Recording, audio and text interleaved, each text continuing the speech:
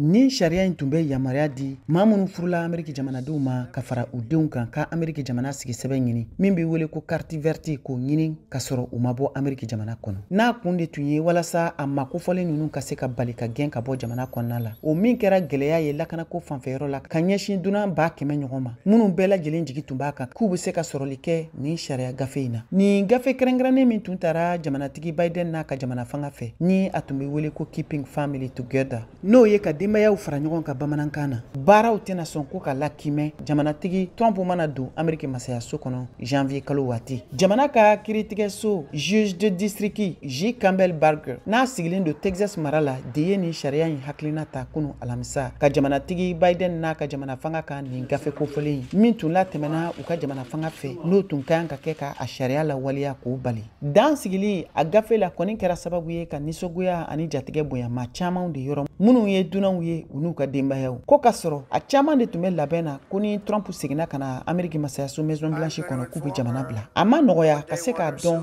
yɔrɔnin kelen alamisadenw ni k'a sɔrɔ maa dɔ ye sɔrɔli kɛ kɛwale sira dɔw fɛ nin gafe in kun kan. Ko n'o kɛra sababu ye k'a ka laɲini dɔw bali a ka bɔ a sira fɛ. Kunɲɔgɔn kelen ka kɔn nin kiiritigɛla ɲɛmɔgɔ in ka nin sariya in baaraw dan sigili